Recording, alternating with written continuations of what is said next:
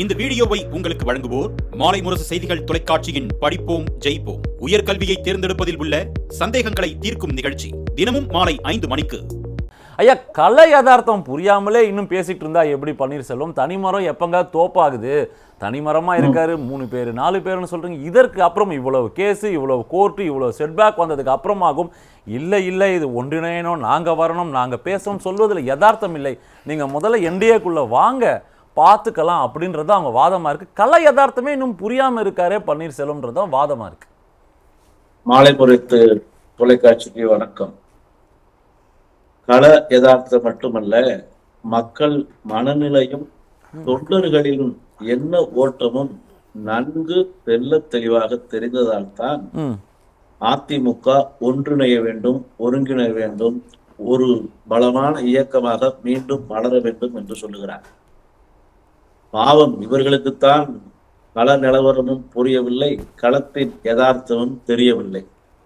ஏனென்றால் பழனிசாமியை முன்னிலைப்படுத்தி சந்தித்த அத்தனை தேர்தல்களிலும் தோல்வி என்பது உறுதி செய்யப்பட்ட இறுதி முடிவாகவே வந்து கொண்டிருக்கிறது. அவர் ஒன்றான இயக்கத்திலேயே பழனிசாமியால் வெற்றி வாகை சூட முடியவில்லை. பிறகு கட்சியை பிரித்து அதிமுகவுக்குள்ளேயே நீயா நானா போட்டி நடந்து ஒற்றை தலைமையாக மாறி நான் அனைத்தையும் சாதித்து விடுவேன் என்று கருதி இப்பொழுது எதையுமே சாதிக்காமல் தனிமரமாகத்தான் பழனிசாமி இருக்கிறார். நீங்க ஒன்னும் சாதிக்கிறேன்னு சொன்னாலும் அமித்ஷா அவர்கள் சென்னைக்கு வராரு, எடப்பாடி அவர்களை சந்திக்கிறார், கூட்டணி என்டிஏ ரிவைவ் ஆகுது. தமிழகத்தில் இந்த கூட்டணிக்கு தலைமை எடப்பாடி பழனிசாமி அவர் முடிவெடுப்பார் அப்படின்ற வாதமும் இங்க வச்சுட்டு போறாங்கன்னா நீங்க சொன்ன அவர் ஒரு சாதிச்சிருக்காரு. ஆனா அன்னைக்கு பன்னீர்செல்வம் என்ன சொல்றாரு? வருத்தம் அளிக்கிறது, எங்களை கூட்டு பார்க்கல அப்படின்னு சொல்லும் பொழுது கலை யதார்த்தம் என்னவா இருக்கு? அதாவது அதுதான் கலை யதார்த்தம்ங்கிறது பழனிசாமிக்கு மட்டுமல்ல, பாஜகவுக்கும் தெரியாமல் போய்விட்டதோ. இங்கு நடக்கக்கூடிய சூழல் என்ன? வடநாட்டு அரசியல் வேறு, தமிழ்நாட்டு அரசியல் வேறு. இங்க இருக்கிற தட்பவெப்பம் என்ன என்பதை புரியாமல் எடுத்தேன் கவிழ்த்தேன் என்கிற ஸ்டைல்ல வந்தார்கள், வென்றார்கள், சென்றார்கள் மாதிரி வந்தாங்க, கூட்டணி அறிவிச்சாங்க, போயிட்டாங்க. அப்படிங்கும் போது ஆல்ரெடி கூட்டணி கட்சியினுடைய தலைவராக, ஒருங்கிணைப்பாளராக இன்னும் நீதிமன்றம், தேர்தல் ஆணையத்தில் வழக்கு தொக்கி நிற்கிற பொழுது அதிமுகவின் இணை ஒருங்கிணைப்பாளர் பதவியே இன்னும் முடிவான தீர்ப்பு வராத போது 8 வழக்குகளில் இடைக்கால தீர்ப்பு தான் வந்திருக்கிறது. நிரந்தர தீர்ப்பு சாதகமா வரலையா? அதான் நீங்க வருத்தம் தரக்கூடிய விஷயம். ஐயா கேளுங்க ஐயா, இந்த 8 தீர்ப்புமே இடைக்கால தீர்ப்பு. இது எதுவுமே இறுதி தீர்ப்புக்கு சம்பந்தம் இல்லை. இறுதி தீர்ப்பு தான் சிவில் நீதிமன்றத்தில் வருவதுதான் இறுதியான தீர்ப்பு என்பதை உச்ச நீதிமன்றம் கோடிட்டு சுட்டி காட்டித்தான் கீழே அனுப்பிச்சிருக்கிறது. உயர் நீதிமன்றமும் தேர்தல் ஆணையம் தன்னுடைய முடிவை விசாரித்து சொல்லலாம் என்று சொல்லியிருக்கிறது. அப்படி அதிமுகவினுடைய தலைமை பண்பு, தலைமை யார் என்பதை இன்னும் முடிவு இல்லாத பட்சத்தில், தீர்ப்பு வராத பட்சத்தில், அதிமுகவை பிரிந்து இருக்கும்போது அதிமுகவை பலமான இயக்கமாக மாற்றி ஒரு குடையின் கீழ் உண்டாக்கி ஒரே இயக்கமாக மாறிய பின்பு கூட்டணியை அறிவித்திருந்தால் இந்த கூட்டணி என்பது பலமிக்க உங்களுக்கும் தெரியும், எனக்கும் தெரியும். சட்ட சிக்கல்கள் எத்தனை இருக்கு. இது சிவில் கேஸ்ன்றது இது எந்த காலத்துல முடியறது, யார் ஆட்சி காலத்துல இது முடியறதுன்றது. ரெண்டாவது கேள்வி நான் வரேன். தெரியல கேள்வி வச்சிரு, அது 2 சேர்த்து ஒரு கேள்வி வச்சிடும். பாஜக இங்க வராங்க, பேசுறாங்க, எடப்பாடியோடு பேசிட்டாங்க அப்படின்னு சொன்னாலும் இன்னமும் தனி மனிதனாகத்தான் இருக்கிறார். ஏன்னா தினகரன் ஒரு கட்சி ஆரம்பிக்கிறாரு, கட்சி சின்னம், தேர்தலை சந்திக்கிறாரு, போயிடுறாரு, வராரு. அதுதான் திருப்பி இங்க என்ன கேள்வி வருதுன்னா, தனி மனிதராக நிற்கிறார். தனி மனிதர் எப்போ அவர் தோப்பாவது? அதுதான் இங்க கேள்வியா இருக்கு. அப்ப நீங்க கூட்டணி அப்படின்னா ஒரு கசப்பு இருக்கு, உங்களை கண்டுக்கல, என்டிஏக்கு நேரம் வந்து பிஜேபி அங்க பேசுறாங்க அப்படின்னா, நேற்று 2 நாட்கள் ஒரு கலந்தாய்வு கூட்டம் நடத்தப்படுகிறது. அதுல பல விஷயங்கள் பேசப்பட்டு இறுதியில் என்ன மனக்கசப்பு இருந்தால் நாங்க என்டிஏல தான் இருக்கோம் அப்படின்னு சொல்வதில் என்ன பலன் இருக்கு அப்படின்னு கேட்க. அதாவது திமுகவில் பொருளாளராக இருந்து திமுகவில் சட்டமன்ற உறுப்பினர் சிறுசேமிப்பு குழு தலைவராக இருக்கிற புரட்சி தலைவர் அண்ணா அவர்களை முதலமைச்சராக்கி, அண்ணாவின் மறைவுக்கு பிறகு கருணாநிதியை முதலமைச்சராக்கி அவரால் வெளியேற்றப்படும் போது புரட்சி தலைவர் தனிமரமாகத்தான் வெளியே வந்தார்.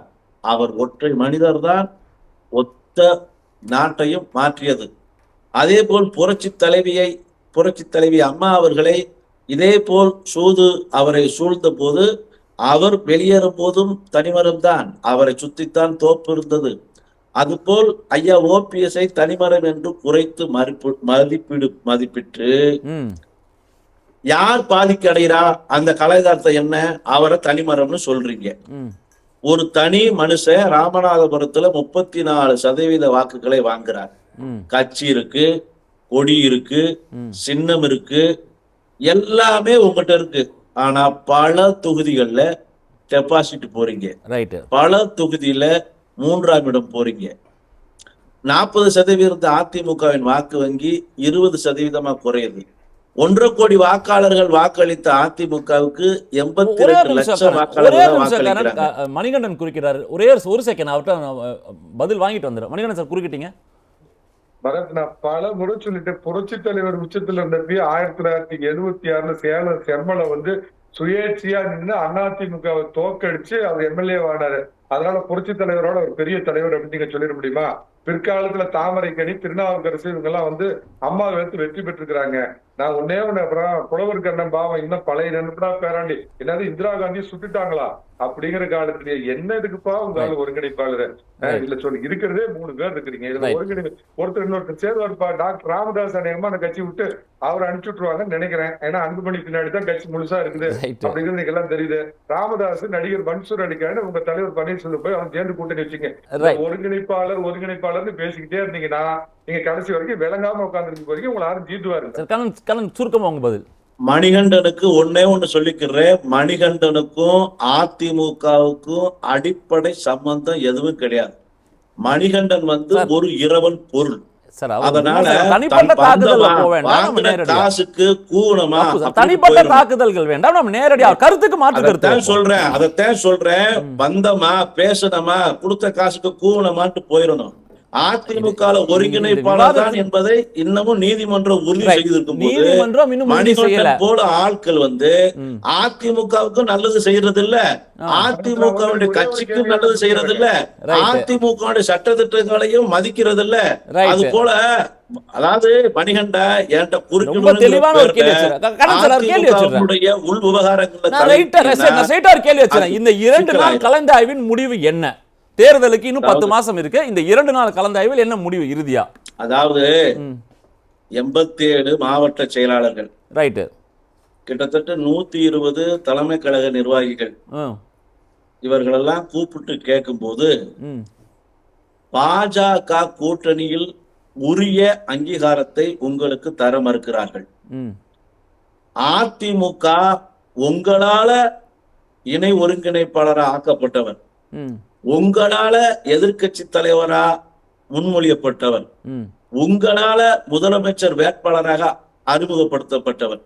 ஆனால் உங்களவே ஏமாற்றிவிட்டு யாரெல்லாம் அவருக்கு உதவினார்களோ அவர்களுக்கெல்லாம் அவர் துரோகத்தை செய்துவிட்ட பின்பு அவரின் தலைமையில் எப்படி நாம் இந்த அணியில் இணைந்து பணியாற்றுவது என்பதுதான் எல்லோருடைய கேள்வியாக இருந்தது. அந்த கேள்விக்கு பதிலத்தான் பாஜக நடந்து கொண்ட விதம் வருத்தம் அளிக்கிறதுன்னு சொல்லியிருக்கிறார். இந்த வருத்தத்தால் ஏற்பட்ட காயத்திற்கான மருந்தை கூட்டணி கட்சியான மிகப்பெரிய கட்சி பாஜக மருந்திட்டு வருத்தத்தை போக்கி மகிழ்ச்சியை தரப்போகிறதா, அல்லது வருத்தத்தை பெரிதாக்கி வெறுப்பை ஏற்படுத்த போகிறதா என்பதை வரும் காலங்கள் பாஜக கையில தான் இருக்குன்றீங்க. ரைட் கண்ணன், இங்க ஒரு இன்ட்ரெஸ்டிங்கான ஒரு விஷயம் இருக்கு கண்ணன். நான் ஒன்று புரிஞ்சுக்கணும். நேற்று பன்னீர்செல்வம் பேசும்போது எல்லாம் பேசுறாரு, ஆனா இன்னொரு கதவையும் மெல்ல திறக்கிற மாதிரி இருக்கு.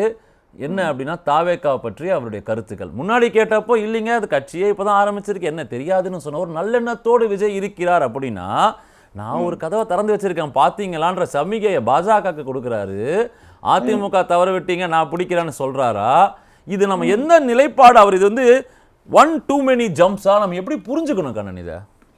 அதுக்கு முன்னாடி இந்த வருத்தம் அளிக்கிறதுங்கிற விஷயத்துல பாகிஸ்தான் எப்படி புரிஞ்சுக்கிறாருன்னா, ஓபிஎஸ்ஸையும் ஒரு கட்சி தலைவரா அவரும் இன்னொரு கூட்டணி கட்சி தலைவரா நினைச்சு எல்லா கூட்டணி கட்சி தலைவர்களையும் கூப்பிடல, அதனால ஓபிஎஸ்ஐ கூப்பிடல, அதுக்காக அவர் வருத்தப்பட வேண்டாம்னு சொல்றாரு. ஆனா விஷயம் அது இல்ல. அதிமுகவில் ஒருங்கிணைப்பாளராக இன்றும் நீதிமன்றத்தாலும் தேர்தல் ஆணையத்தாலும் அங்கீகரிக்கப்பட்ட ஒருங்கிணைப்பாளர் இருக்கும்போது இன்னமும் இடைக்கால பொதுச் செயலாளராக மட்டுமே அங்கீகாரம் இல்லாத ஒரு பொதுச் செயலாளர் அங்கீகரிக்கும் போதுதான் இந்த வருத்தம் ஏற்படுகிறது. அதை எடப்பாடி தலைமையிலான கூட்டணி சொல்லிட்டாரு. ரைட், அதுதான் அந்த இடத்துலதான் எடப்பாடியார் அவர்களிடம் கொடுத்திருக்கு. ரைட், அது இடைக்காலம்ன்றார் கண்ணன். அதெல்லாம் இல்லங்க, தேர்தல் ஆணையம் என்ன பொதுச் செயலாளர் அங்கீகரிக்கல. நம்ம கேள்விக்கு வந்துருவோம் கண்ணன். நான் ஒரு கேள்வி வச்சேன், இன்னொரு கதையும் திறக்கிறாரா நிதானமாக விஜய்க்காக? ஏன்னா ஒரு கருத்து மாற்றம் தெரிகிறது அவர்கிட்ட. முதல்ல நான் கருத்து கூற விரும்பவில்லை தொடங்கியிருக்காருன்றவர் நல்லெண்ணத்தோடு பயணிக்கிறார் விஜய். அப்படின்னா நாம் இந்த பக்கம் எனக்கு ஒருவேளை நத்தம் விஸ்வநாதன் சொல்வது போல உங்க இடம் கிடையாது போகணும், ஒருவேளை பாஜக மௌனியாக இருந்துட்டாலோ எனக்கு ஒரு இடம் இருக்கு அப்படின்னு இங்கே பதிய பண்றாங்களா சார்? அரசியல்ல நிரந்தர எதிரியோ நிரந்தர நண்பனோ இல்லை. அதிமுக பலமான இயக்கமா இருந்து பாஜகவுடன் கூட்டணி அமைத்து இன்னும் பிற கட்சிகள் அதிமுகவும் பாஜகவும் மட்டுமே திமுக கூட்டணியை வீழ்த்தி விட முடியும் என்கிற நம்பிக்கைக்கெல்லாம் நான் வரல. ஏன்னா அதிமுகவே முதல்ல பலப்படுத்தணும், அதுக்கப்புறம் பாஜக கூட்டணியை பலப்படுத்தணும், அதற்கப்புறமும் திமுகவை எதிர்க்கிற அணிகள் எல்லாம் சக்திகள்லாம் ஓரணியில இணைக்கணும். அதற்கு கூட்டணி கட்சி தலைவர்னு அறிவிக்கப்பட்ட இபிஎஸ் அதிமுகவை இணைக்கிறதுக்கே அதிமுகவை ஒருங்கிணைக்கிறதுக்கே அவர் முன் வராத பட்சத்தில் ஏற்கனவே தோல்வியின் முகமாகவே இருக்கிற பழனிசாமியை நம்பி அது ஏற்கனவே அரசியல்ல திட்டமிட்டு சொல்லப்பட்டது, அது தோல்விக்கான மரண கிணறுன்னு. அதுல பாஜக போய் வேணா பழனிசாமி கூட சேர்ந்து விழுகலாம், நாங்களும் போய்தான் விழுகணும்னு எங்களுக்கு என்ன அவசியம்? அப்ப அதிமுக நாங்க உள்ள போறோம்னு சொன்னா அதை எப்படி புரிஞ்சுக்க போறோம்? அந்த மரண கிணறு மூடப்படுமா? அதாவது தேர்தல்ங்கிறது வெற்றியை நோக்கிய பயணம். வெற்றி பெற்றாத்தான் இங்க அங்கீகாரம். தொடர் தோல்விகளை தொடர்ந்து சந்திச்சோம்னா எந்த அங்கீகாரமும் கிடையாது. அதனால வெற்றிக்கான வீகத்தை வகுக்கிறத ஒருங்கிணைப்பதனுடைய வேலை, அது எப்படிங்கிறது காலம் தீர்மானம்.